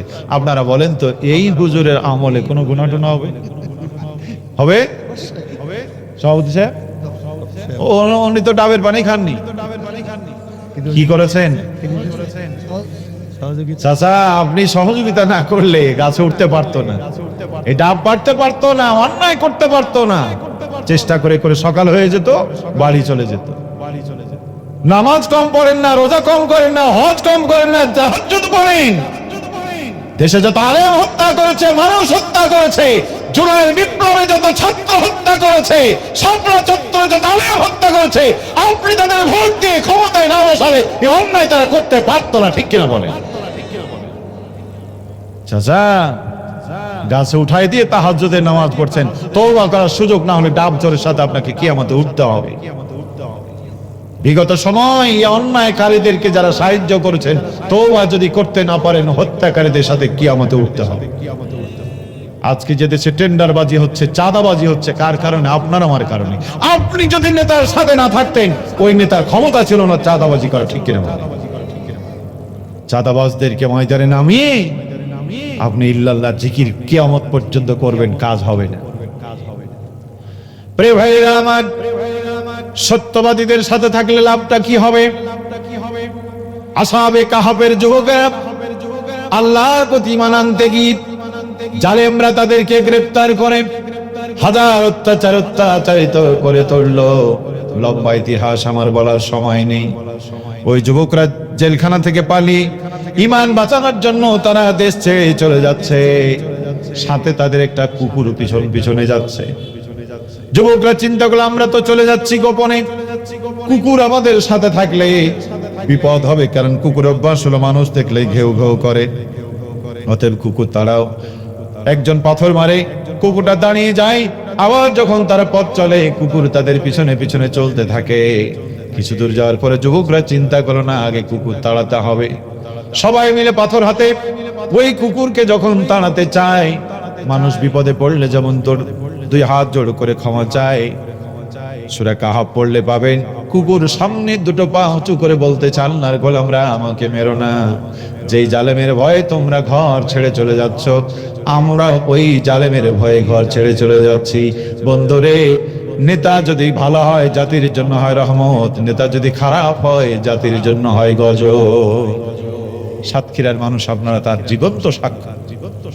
আপনাকে পাইনি বলে আপনার বিধবা মাকে কি গালিটা করলো, আপনাকে পাইনি বলে আপনার ছোট্ট মেয়েটাকে কি ভাষায় গালিগালাজ করলো, আপনাকে পাইনি বলে আপনার ছোট্ট ছেলেটার সাথে কি আচরণ করলো, আপনাকে পাইনি বলে আপনার গর্ভবতী স্ত্রীর সাথে কি আচরণটা করলো, আপনাকে পাইনি বলে আপনার ঘরের গরু ছাগলকেও তারা নিরাপত্তা দেয় নাই, বলেন ঠিক কিনা?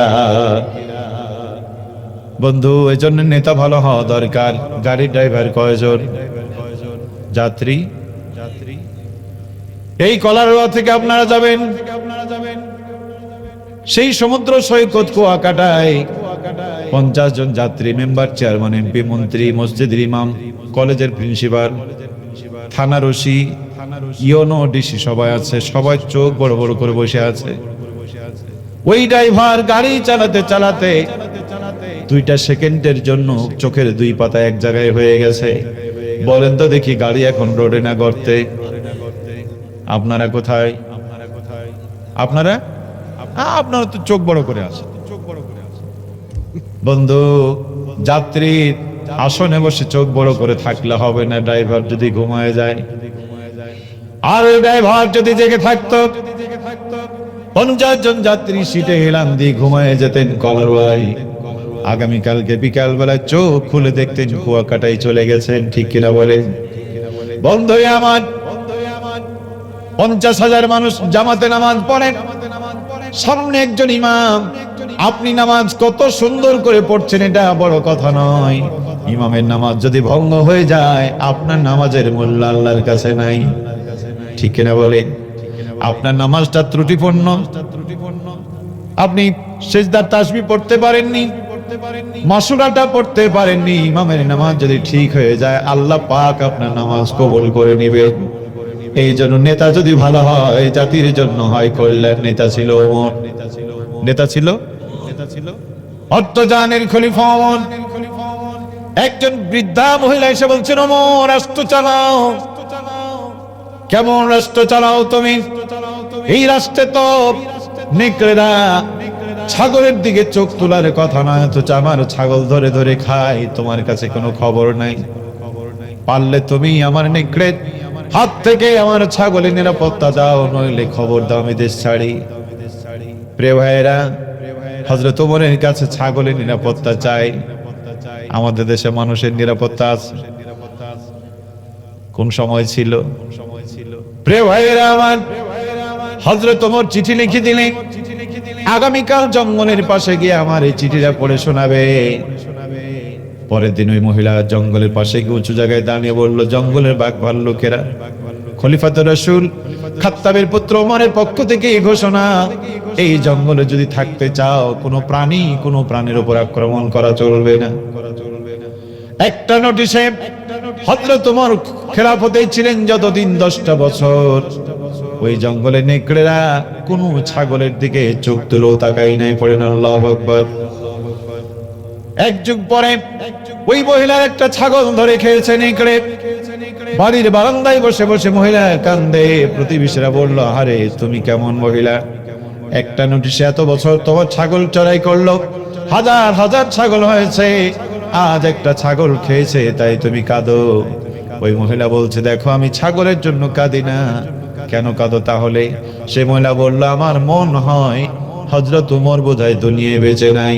ওমর যদি বেঁচে থাকতো নেকড়েরা ছাগলের দিকে তাকানোর সাহস রাখতো না। বলেন সুবহানাল্লাহ। যাও খবর নাও। 6 মাসের পর মদিনায় গিয়ে খবর না হলো, জানতে পারা গেল আজ থেকে 6 মাস আগে খলিফাতুর রাসূল হযরত ওমর রাদিয়াল্লাহু তাআলা আনহু শহীদ হয়ে আল্লাহর দরবারে চলে গেছে। প্রিয় ভাইরা, নেতা যদি হয় আল্লাহওয়ালা, আল্লাহর রহমত তার সাথে থাকে। ঠিক কি বলেন? ওমর হেঁটে যাচ্ছে, একজন মদ্যপায়ী মদ পান করে হেলে দুলে যাচ্ছে, আনন্দের সাথে যাচ্ছে। কোথায় ওমর? কোথায় ওমরের গোয়েন্দারা? আমাকে কে দেখবে, কে ধরবে? হঠাৎ সামনে একজন মানুষ দাঁড়ানো। এই যুবক, কণ্ঠের আওয়াজ পেয়ে যুবক তো বুঝতে পেরেছে এই তো সে ওমর, যার কথা ভাবছিলাম সেই সামনে। হযরত ওমরকে দেখে থমকে দাঁড়িয়েছে। যুবক বুঝতে পেরেছে আজকে আমার জীবনের শেষ দিন, কারণ এই তো সে ওমর যে মদ আমার কাছে আছে, মদ পানের জন্য আপন সন্তানটারে পিটায় দুনিয়া থেকে বিদায় করেছে। অতএব আমার আজকে আর বাঁচার কোনো কায়দা নাই। আরশের মালিককে ডেকে বলো, মালিক কত সুযোগ তুমি জীবনে দিয়েছো, একটা বার যদি সুযোগ করে দাও মালিক। আজকে আমি কথা দিচ্ছি জীবনও কোনোদিন এই মদের কাছে আসবো না। একজন ভালো মানুষের কেন দরকার? আমরা যে আপনার কাছে গলা ফাটিয়ে বলছি আল্লাহর আইন, সৎ লোকের শাসন। মানুষ যদি ভালো হয়ে যায়, নেতা যদি ভালো হয়, ড্রাইভার যদি ভালো হয়, আপনি ঘুমিয়ে থাকলে অসুবিধা নাই। ইমাম সাহেবের নামাজ যদি ঠিক হয়, আপনার নামাজ নিয়ে টেনশন নাই। জাতির নেতারা যদি আল্লাহওয়ালা হয়ে যায়, এই জাতিও আল্লাহওয়ালা হয়ে যাবে। ওমরের সংস্পর্শে এসে যুবক তওবা করছে, এমন তওবা করেছে আরশের মালিক তার তওবা কবুল করেছে। যুবক বলতেছে, ধরা তো পড়লাম, কি বলবো? হযরত ওমর বলছে, এত রাত্রে কোথায় যাও? বলে বোন অসুস্থ। হাতের মধ্যে কি? যুবক বলতেছে, ওমর বোন অসুস্থ, দুধ নিয়ে যাচ্ছি। ওমরও তো না ছোড়বান্দা, বলে দেখি বের করো। যুবকের হাত কাঁপতেছে, কারণ সে তো জানে মদের বোতলের মধ্যে কি। আস্তে করে বের করেছে। যুবকের চোখ বিশ্বাস করতে পারে না। রব্বুল আলামিন 10টা সেকেন্ডে তার তওবা এমন কবুল করেছে, বোতলে থাকা মদ গুলিকে আল্লাহ দুধে পরিণত করে দিয়েছে। এই জন্য বলে সৎ স্বর্গ স্বর্গবাস, অসৎ স্বর্গ সর্বনাশ। ঠিক কিনা বলে? পার্লামেন্টের নেতা যদি দুর্নীতিমুক্ত হয়ে যায়, বাংলাদেশের পার্লামেন্টের সংসদীয় নেতা যদি দুর্নীতি মুক্ত হয়ে যায়, 300 এমপিআর সংরক্ষিত আসনের কোন এমপিরা দুর্নীতির কথা চিন্তা করতে পারবে না, ঠিক কিনা বলে? কিন্তু নেতাই যদি দুর্নীতিবাজ হয়, নেতা নেবে 100, কর্মীরা নেবে 1000, ঠিক কিনা বলেন? এই জন্য আল্লাহর আইন আর সৎ লোকের শাসনের দরকার আছে না নাই? ওই যুবকরা চলে যাচ্ছে, কুকুর বলছে আমাকে মেরো না, তোমাদের কোনো ক্ষতি করব না, জীবনে বেঁচে থাকবো যতক্ষণ, সাহায্য করব ততক্ষণ। যুবকরা চিন্তা করলো কুকুর যেহেতু নিজের ভাষা দিয়ে বলছে, আমাদের মতো করে বলছে, আল্লাহ তো তারে বলাচ্ছে মেরো না। সারা রাত তারা পথ চললো, সকাল হয়ে গেল। যুবকরা চিন্তা করলো এখন আর রাস্তায় যাওয়া যাবে না, চতুর্দিকে পুলিশ, সেনাবাহিনী, বিজেপি। আপনাদের মনে থাকার কথা বাংলাদেশের চিরুনি অভিযানের সেই দিনগুলি। ঘর থেকে বের হওয়া যায় না, ঘরেও থাকা যায় না বন্ধু। গোটা দুনিয়াটাই যেন একটা কবরস্থান হয়ে গেছিল, ঠিক কিনা বলেন? কারণ পুলিশ লাগতো না, র্যাব লাগতো না, দলীয় ক্যাডাররা, দলীয় পাগলা কুকুরে ধরে ধরে পুলিশে দিত, ঠিক কিনা বলেন? যুবকরা চিন্তা করলে এখন রাস্তায় নামলে পুলিশ তো লাগবে না, সাধারণ লোকই ধরে আমাদের দিবে। অতএব আমরা সারাদিন গর্তে থেকে রাতের বেলা আবার পথ চলবো। তারা যখন গর্তে আশ্রয় নিল, ওই কুকুরটা গর্তের মুখে এমন ভঙ্গিতে বসলো, রাখালরা ছাগল চড়ায়, কেউ যদি দেখতে যায় ওই জঙ্গলে গর্তের দিকে, মনে হয় কুকুর ঝাঁপ দিয়ে বুকটা পেড়ে করে যাবে, বের করে খাবে, কেউ যেতে পারে না। রব্বুল আলামিন বান্দাদের প্রতি এত দয়াশীল, বান্দারা টেনশনের মধ্যে আছে, আল্লাহ পাক তাদের টেনশন দূর করার জন্য চোখে দিলেন ঘুম। পড়েন আলহামদুলিল্লাহ। এই ঘুম একদিন 2 দিন নয়, 1 মাস 2 মাস, 1 বছর 2 মাস না, কোরআন বলছে 309 বছর আল্লাহ তাদেরকে ঘুম পাড়িয়েছে।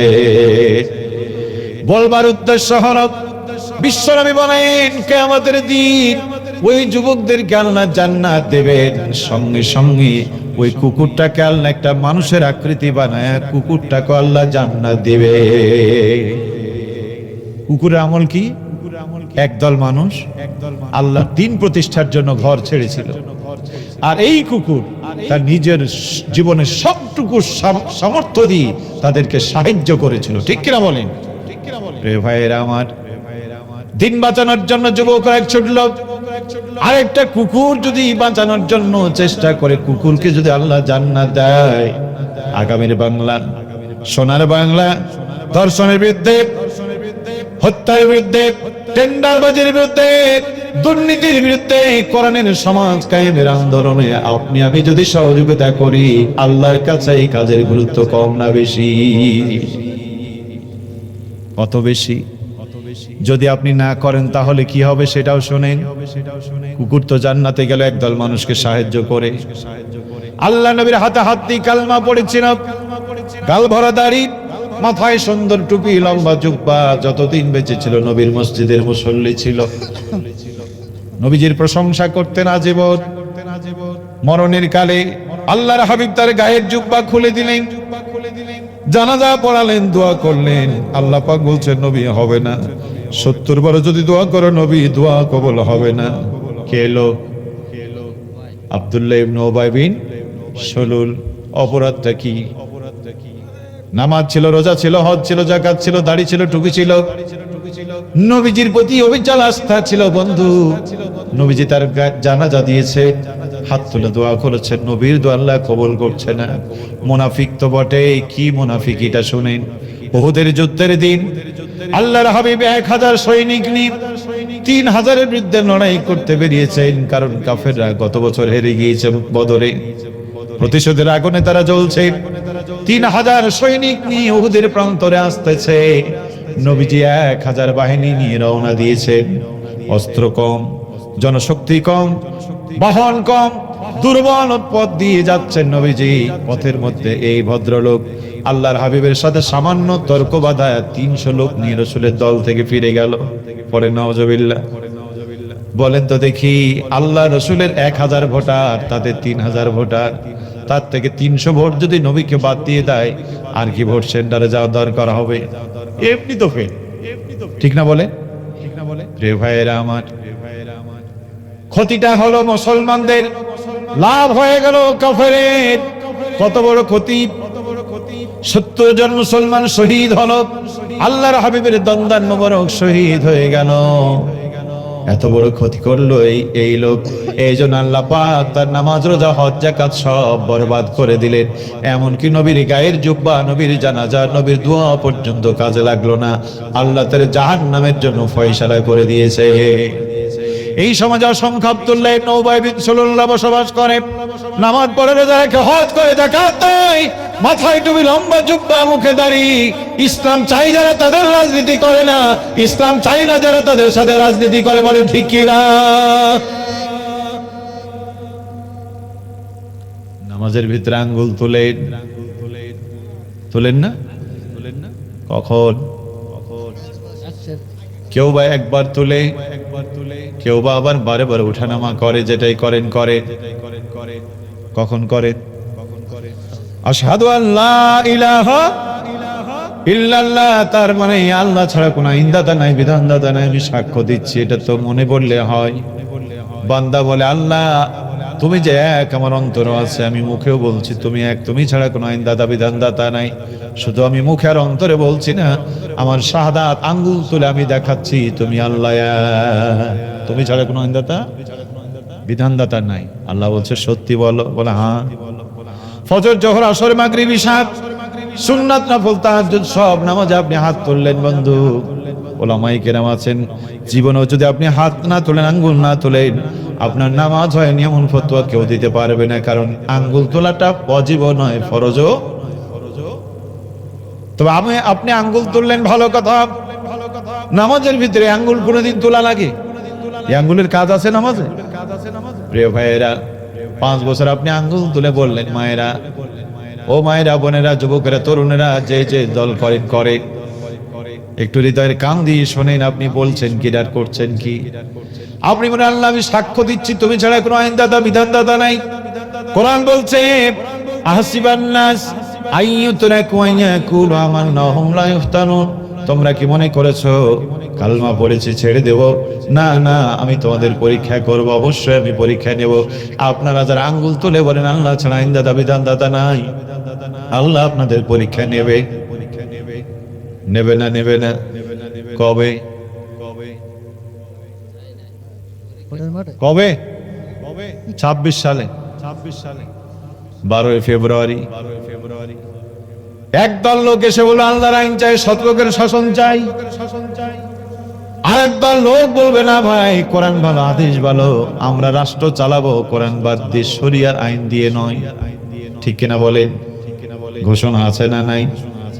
প্রিয় ভাই, একদল বলবে আসো আমরা যেভাবে ছিলাম সেভাবে থাকি, কোরআন ভালো, হাদিস ভালো, এটা মসজিদ মাদ্রাসা থাকবে, এটা মোল্লা মসজিদের কাজ।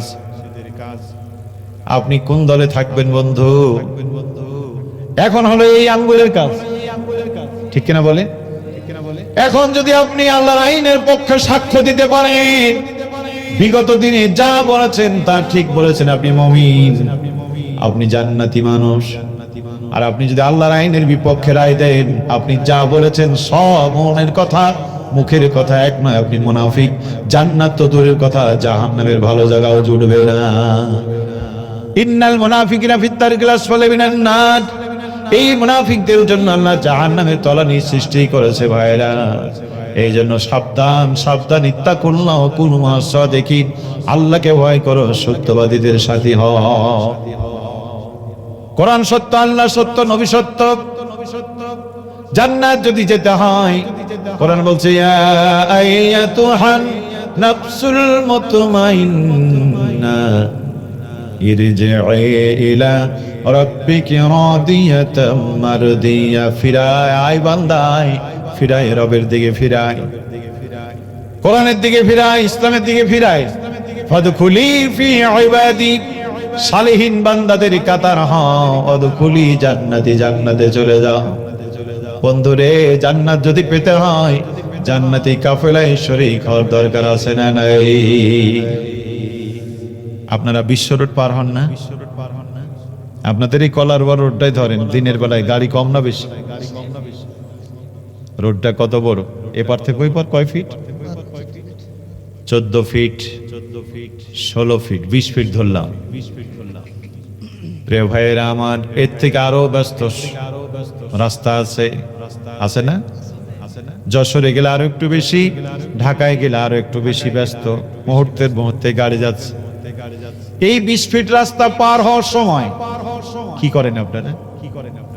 গেলেন আর হন হন করে চলে গেলেন, তাই না? কি করেন? একবার ডানে, একবার বামে, একটু আগান, একটু থামেন, এইদিকে হাত তোলেন, এটারে নিষেধ করেন।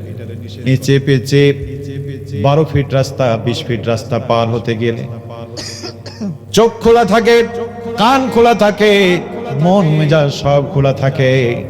ডানে বামে সামনে পিছনে তাকায় তাকায় ধীরে ধীরে ধীরে ধীরে ধীরে ধীরে পার হয়। কেন? প্রিয় ভাইয়েরা আমার, মাত্র 20 ফিট আপনি রাস্তা পার হতে গিয়ে তো সতর্ক। কারণ হলো, বলা যায় না যে কোনো দিক থেকে গাড়ি এসে আপনার জীবনকে ধ্বংস করে দিতে পারে। দুনিয়ার এই সামান্য ক্ষতির হাত থেকে বাঁচার জন্য 20 ফিট রাস্তা পার হতে গিয়ে এত সতর্ক, এত সতর্ক, এত সতর্ক। বাড়ি থেকে ফোন দেয় স্ত্রী, নাম দেখা যায় কিন্তু ফোন ধরার উপায় নেই, কারণ রাস্তা পার হচ্ছেন। প্রিয় বন্ধু ফোন দেয়, ধরার সুযোগ নাই। অফিসের বস ফোন দিচ্ছে, বুঝতে পারছেন, কিন্তু রাস্তা পারের সময় কেউ ফোন ধরে না। 20 মিনিট রাস্তা পার করতে গিয়ে জীবনটাকে দুনিয়ার ক্ষতি থেকে বাঁচানোর জন্য এত সতর্ক, এত সতর্ক। এখন থেকে কবর পর্যন্ত আপনার রাস্তা কয় ফিট? 20 ফিট। প্রিয় ভাইয়েরা আমার, এই যে রাস্তায় নেমেছেন, এ রাস্তায় শয়তান অলিতে গলিতে আপনার জীবনটাকে ধ্বংস করে দেওয়ার জন্য, আপনার ইমানটাকে কেড়ে নেওয়ার জন্য কেউ আসে 10 টাকার চাউল নিয়ে, কেউ আসে ঘরে ঘরে চাকরি নিয়ে, আবার কেউ আসে ফ্যামিলির কার্ড নিয়ে। এ ভাই, কি ঠিক কিনা বলেন? ও বন্ধু, দুনিয়ার 20 ফিট রাস্তা পার হতে গেলে যদি তো আপনাকে এত সজাগ সচেতন থাকতে হয়, এই দুনিয়ার জীবন পাড়ি দিয়ে আল্লাহর আদালতে আখিরাতে যেতে হলে আপনাকেও সজাগ থাকতে হবে। একটিবারের জন্য যদি আপনি অচেতন হয়ে যান, দুনিয়ার শয়তান আপনার ঈমানকে ধ্বংস করে চির জাহান্নামে নিয়ে যাবে। সব দিলেন আল্লাহ, রাতের ঘুম দিলেন, চোখ দিলেন, চোখের জ্যোতি দিলেন, কান দিলেন, কানের শ্রবণ শক্তি দিলেন, পেট দিলেন, পেটের ক্ষুধা দিলেন। ওই ক্ষুধা হজম করে বর্জ্য পদার্থ সময় মতো বের করে দিয়ে আপনার জীবনটাকে সুন্দর করলেন। ছেলে দিলেন, মেলে দিলেন, সব দিলেন। এত কিছু দিয়ে আল্লাহ বলছে, তুই বান্দা আমার পক্ষে আয়। আপনি এত দান আপনার কাছে পছন্দ লাগলো না, 2000 টাকার বিনিময়ে আল্লাহর সিদ্ধান্ত জমিনটাকে বাতিলের হাতে দিয়ে দিলেন। কিয়ামতের ময়দানে আপনাকে অবশ্যই জবাব দেওয়া লাগবে। ইত্তাকুল্লাহ ওয়াকুনু মা'আস সাদিকিন, আল্লাহকে ভয় করো, সত্যবাদীদের সাথী হও। মা বোনদের জন্য একই কথা, যুবক তরুণ আবার বৃদ্ধ সবার জন্য একই কথা। বন্ধু, 20 ফিট রাস্তা পার হতে গেলে যদি এত সতর্কতা হয়, দুনিয়ার জীবন পাড়ি দিয়ে আল্লাহর জান্নাতে যেতে গেলে আরো বেশি সতর্ক হওয়া দরকার আছে না নাই? এই জন্য জান্নাত যদি পেতে হয়, জান্নাতি কাফেলা আসতে হবে। বাংলাদেশে জান্নাতি কাফেলা আছে না নাই? আমি দিন 10 আগে বোধহয় মিরপুরের এক মাহফিলে আসছিলাম। আমি সেখানে কথা বললাম, পরে সভাপতি সাহেবকে মাইক দেওয়া হলো। সভাপতি সাহেব বলছেন যে হুজুর, সবই তো বললেন, ঘুরিয়ে ঘুরিয়ে একই কথা বললেন, আল্লাহর দিন, আল্লাহর দিন, আল্লাহর দিন। তা আল্লাহর দিন কোনটা সেটা তো বললেন না। উনি আবার বলছে যে আপনি যদি বলেন যে জামাত ইসলামে আল্লাহর দিন, তো জামাত তো কখনো আওয়ামী লীগের সাথে, কখনো বিএনপির সাথে জোট করে, তো এটা আল্লাহর দিন কেমন করে? সভাপতি বলছে। তা আমি বললাম যে দেখেন, আল্লাহর দিন কোনটা এটা আমি বললে হবে না, আপনিও বললে হবে না। আল্লাহর দিন কোনটা আল্লাহকে আমরা জিজ্ঞাসা করি, কি বলেন ঠিক না? আল্লাহ তো বলছে ইন্নাদ দীনা ইনদাল্লাহিল ইসলাম, আমার কাছে মনোনীত দিন ইসলাম। এই দিনটা কার দিন? ইসলামটা কার? ইসলাম সূরা নসর, ইজা জা নাসরুল্লাহি ওয়াল ফাত ওয়া রাআইতান নাসা ইয়াদখুলুনা ফি দীনিল্লাহ। ফি দীনিল্লাহ, এটা হলো আল্লাহর দিন। যে ইসলামের কথা আপনি বলছেন, আমি বললাম এটাই হলো আল্লাহর দিন। কারা এর সাথে আছে? আমি বললাম যে যারা জমি মাপেন, লোকেরা বলছে হুজুর উনি নিজে জমি জরিপ করেন। আমি তাই নাকি? তাহলে ভালো কথা। আমরা এই যে নকশা, একটা নকশা কত বড় হয়? 10 ইঞ্চি বাই 15 ইঞ্চি। জমি আছে কতখানি? পুরো এক মজার 1000 বিঘা জমি, 2000 বিঘা জমি আছে, আছে না? তো 10 ইঞ্চি বাই 15 ইঞ্চি কাগজে এত জমি আটে কি করে? লোক বলছে হুজুর স্কেল ধরা লাগে। আমি বললাম এটা এই কোরআন হাদিস আপনাকে সূত্র দিয়ে দিয়েছে, সূত্র ধরে ধরে ধরে ধরে আপনি সেখানে যাবেন। সূরা হুজরাতের 15 নম্বর আয়াত পড়বেন, ইন্নামাল মুমিনুনা আল্লাযিনা আমানু বিল্লাহি ওয়া রাসূলিহি সুম্মা লাম ইয়ারতাবু ওয়া জাহাদু বিআমওয়ালিহিম ওয়া আনফুসিহিম ফি সাবিলিল্লাহি উলাইকা হুমুস সাদিকুন। কোরআন বলছে নিশ্চয় মুমিন তারা আল্লাহ নবীর প্রতি ঈমান এনেছে, সুম্মা লাম ইয়ারতাবু, সন্দেহ করে নাই। ওই ঈমান আনতে গিয়ে কাউকে জেল খাটতে হয়েছে, কারো হাত গেছে, পা গেছে, মেরুদণ্ড গেছে, কাউকে জেলে যেতে হয়েছে, কাউকে ফাঁসির মঞ্চে যেতে হয়েছে। আল্লামা সাঈদীর মতো মানুষটারে 13টা বছর জেল খাটতে হয়েছে। এদেশে কত নির্দোষ মানুষকে ফাঁসির মঞ্চে যেতে হয়েছে। 50 বছর আগেও যে আল্লাহর আইন চাইতো, এত জুলুমের উপরও সে আল্লাহর আইন চাওয়ার মানুষ বাংলাদেশে আছে না নাই? সুম্মা লাম ইয়ারতাবু, সন্দেহ। তারা নিজেদের জান দিয়ে, মাল দিয়ে আল্লাহ রাস্তায় দিন কায়েমের আন্দোলন করে। আমি বললাম সভাপতি সাহেব, এই জাতের কোন মানুষ যদি এলাকায় থাকে, কোরআন বলছে উলাইকা হুমুস সাদিকুন, এরাই সত্যবাদী, এদের সাথে থাকো।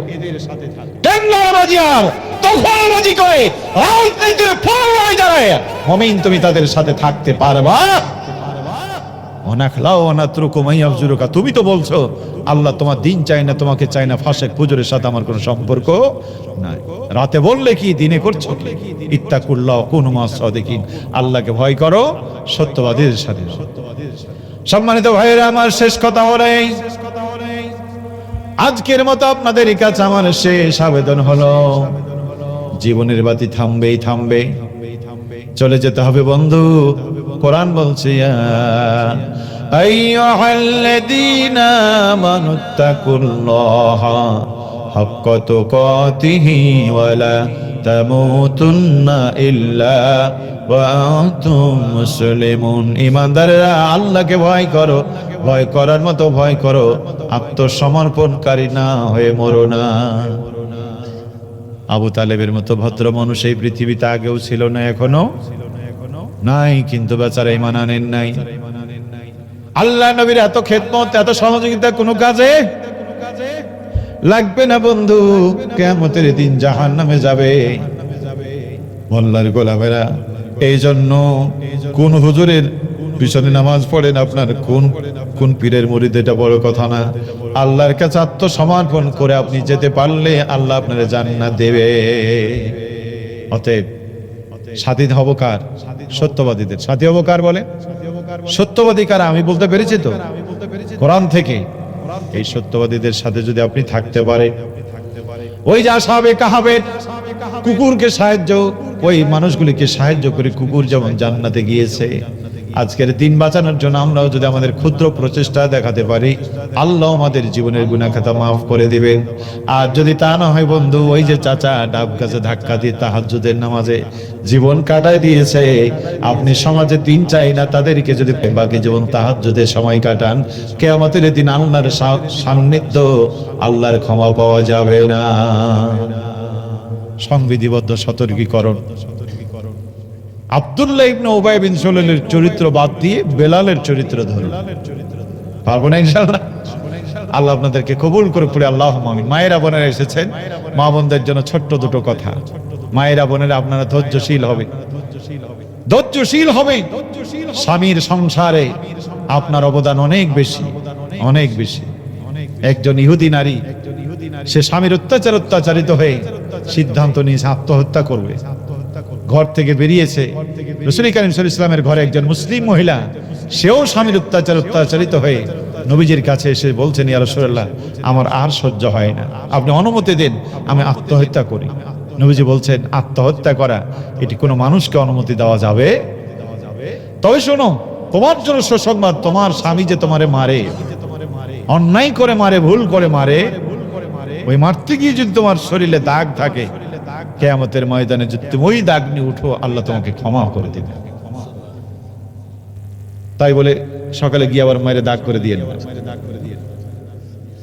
রাসূলুল্লাহ বলছেন, তোমার যে স্বামীর বাড়িঘর তুমি পরিষ্কার করো, স্বামীর যে পোশাক আশাক তুমি পরিষ্কার করে দাও, আল্লাহর খানায় কাবা গেলাপ পরিষ্কার করলে আল্লাহ যত খুশি হয়, স্বামীর পোশাক পরিচ্ছদ যে স্ত্রীরা ধুয়ে দেয়, আল্লাহ তাদেরকে সেই সমান মর্যাদা দেয়। আল্লাহু আকবার।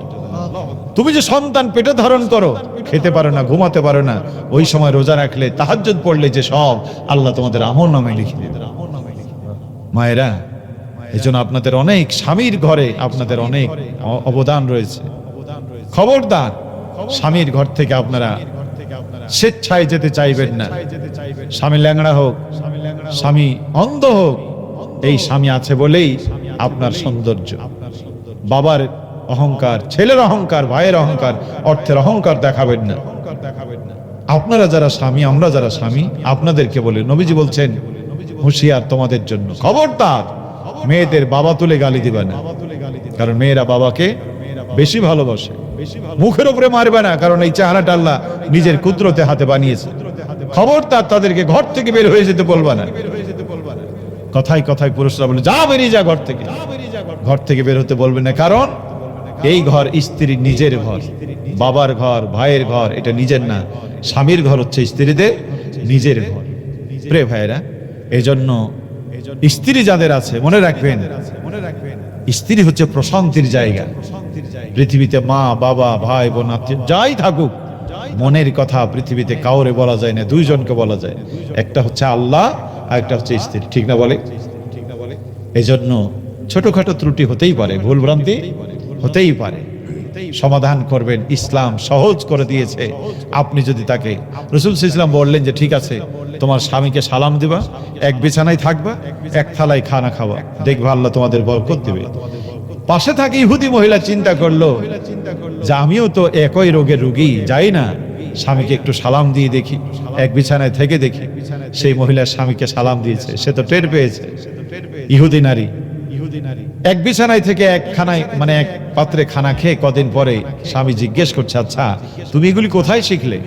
সে বলল যে আমি আত্মহত্যা করতে যাচ্ছিলাম, রাসূলের ঘরের পাশ দিয়ে যাচ্ছিলাম, নবীজি তার এক সাহাবীকে, মহিলাকে এই পরামর্শ দিয়েছে, আমিও চিন্তা করলাম দেখি কি হয়। ওই ইহুদি বলছে, দেখো ইসলামের এই সামান্য ট্রিটমেন্ট নিয়ে আমাদের স্বামী স্ত্রীর জীবনে এত সুখ, আমরা পুরো কোরআনটা মেনে নিলে আমাদের জীবনে কত সুখ। চলো যাই আমরা নবীর কাছে গিয়ে কালমা পড়ে মুসলমান হয়ে যাই। আল্লাহু আকবার।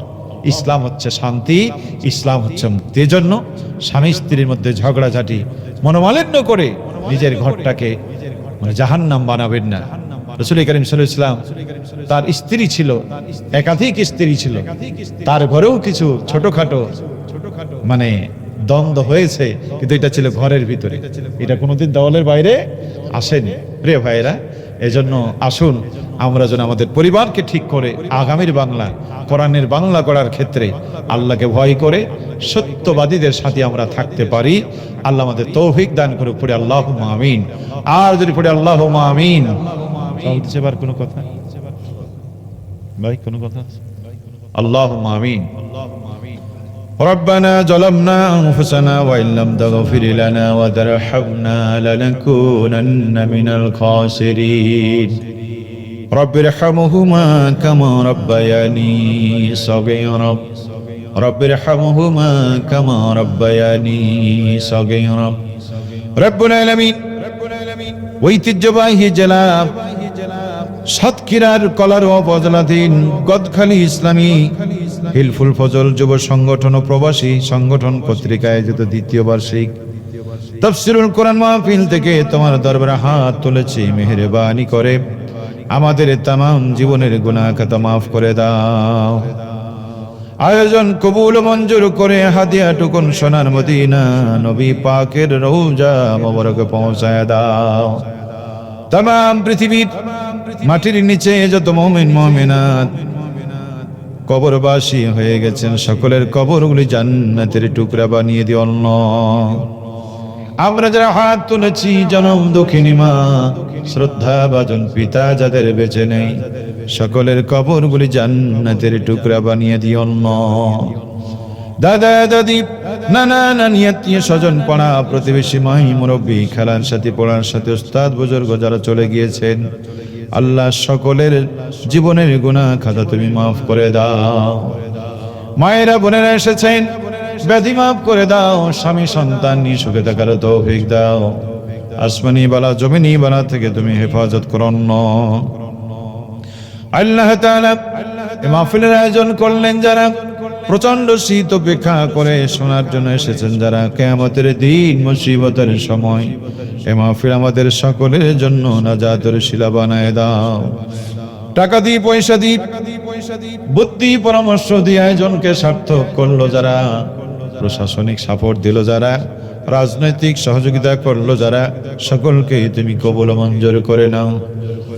আল্লাহ হিলফুল ফজল যুব সংগঠন ও প্রবাসী সংগঠনকে কবুল মঞ্জুর করো। আল্লাহ তাআলা দয়া করে, মেহেরবানি করে এই মাহফিল ইন্তেজামিয়া কমিটির এই পরিবারকে তুমি কবুল মঞ্জুর করে নাও। আল্লাহ মাস্টার রবিউল ইসলাম সাহেবের মা অসুস্থ তো আছে,